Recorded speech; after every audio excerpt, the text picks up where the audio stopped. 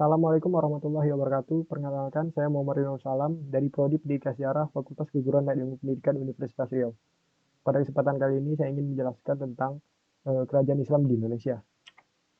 Yang pertama, saya akan menjelaskan tentang teori masuknya agama Islam ke Indonesia. Yang pertama ada teori Bajarat, yaitu teori ini mengemukakan bahwasanya Islam itu masuk oleh pedagang Gujarat di abad ke-13 dari India. Kemudian teori ini didukung oleh Ugronje W.F. Sutterheim dan B.A.M. Flecke. Kemudian teori selanjutnya adalah teori Mekah. Pada teori ini Islam masuk ke abad 7 oleh pedagang Arab dan didukung oleh Buya Hamka dan J.C. van Leur. Kemudian ada teori Persia. Menurut teori ini Islam masuk pada abad ke-13 oleh orang-orang Persia. Kemudian teori ini didukung oleh Hussein Jajadiningrat. Kemudian faktor-faktor agama Islam diterima baik di Indonesia. Yang pertama itu karena syarat memeluk agama Islam cukup mudah, hanya dengan mengucapkan 2 kalimat syahadat.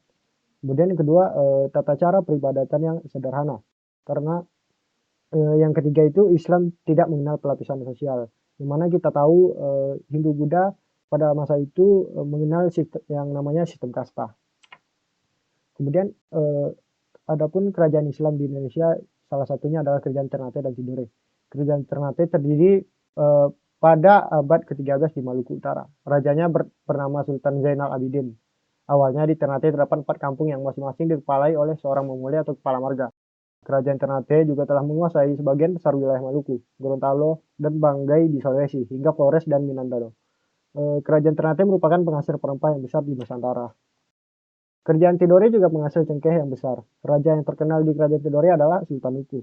Di wilayah Maluku bagian timur, serta pantai yang berada di Irian Jaya atau Papua telah dikuasai oleh Kerajaan Tidore. Dalam perkembangannya, kedua kerajaan ini bersaing memperebutkan hegemoni politik di kawasan Maluku. Kerajaan Ternate dan Tidore merupakan daerah penghasil rempah, seperti pala dan cengkeh, sehingga daerah ini menjadi pusat perdagangan rempah-rempah. Dari persaingan ini menimbulkan 2 persekutuan dagang, masing-masing menjadi pemimpin dalam persekutuan tersebut, yaitu yang pertama Uli 5 atau persekutuan 5 bersaudara. Persekutuan ini dipimpin oleh Ternate, meliputi Bacan, Seram, Obi, dan Ambon. Kemudian Uli Siwa atau persekutuan 9 bersaudara. Persekutuan ini dipimpin oleh Tidore, meliputi Halmahera, Jelalo, sampai ke Papua. Kemudian kehidupan politik kerajaan Ternate dan Tidore.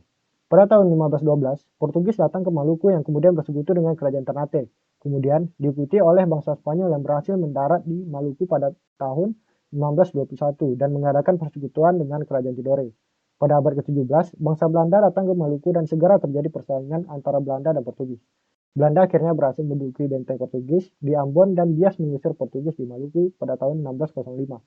Belanda yang tanpa ada saingan kemudian juga melakukan tindakan sewenang-wenang. Di antaranya seperti melaksanakan sistem penyerahan wajib sebagian hasil bumi rempah-rempah kepada VOC. Yang kedua, adanya perintah penebangan atau pemusnahan tanaman rempah-rempah jika harga rempah-rempah di pasaran turun atau hak ekstirpasi dan penanaman kembali secara serentak jika harga rempah-rempah di pasaran naik atau meningkat.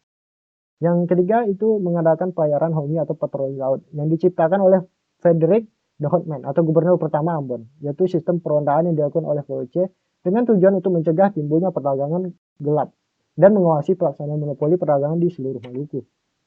Kemudian kehidupan ekonomi kerajaan Ternate dan Tidore. Kehidupan ekonomi rakyat Maluku yang utama itu di bidang pertanian dan perdagangan. Tanah di Kepulauan Maluku yang subur dan juga adanya hutan rimba banyak memberikan hasil berupa cengkeh dan pala. Kemudian kehidupan sosial budaya kerajaan Ternate dan Tidore. Diketahui bahwa sebelumnya di Maluku telah berkembang agama Islam. Dengan demikian, kehidupan agama telah mewarnai kehidupan sosial masyarakat Maluku. Dalam kehidupan budaya, rakyat Maluku diliputi aktivitas perekonomian, maka tidak banyak menghasilkan budaya. Salah satu karya seni bangun yang terkenal yaitu Istana Sultan Ternate dan Masjid Kuno di Ternate. Kemudian kemunduran kerajaan Ternate. Kemunduran kerajaan Ternate disebabkan karena diadu domba dengan kerajaan Tidore yang dilakukan oleh bangsa asing atau Portugis dan Spanyol, yang bertujuan untuk memonopoli daerah penghasil rempah-rempah tersebut. Setelah Sultan Ternate dan Sultan Tidore sadar bahwa mereka telah diadu domba oleh Portugis dan Spanyol, mereka kemudian bersatu dan berhasil mengusir Portugis di Spanyol dan Spanyol keluar Kepulauan Maluku.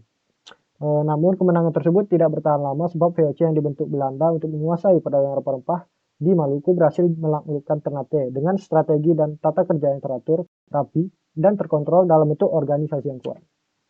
Kemudian ini adalah beberapa dari peninggalan kerajaan Ternate. Ya, di antaranya adalah Benteng Toluko Ternate, Masjid Ternate, dan Istana Sultan Ternate. Kemudian adapun peninggalan kerajaan Ternate yaitu Benteng Tore dan Keraton Tidore. Sekian presentasi atau penjelasan dari saya. Apabila ada kekurangan mohon dimaafkan. Semoga apa yang saya jelaskan bisa bermanfaat. Assalamualaikum warahmatullahi wabarakatuh.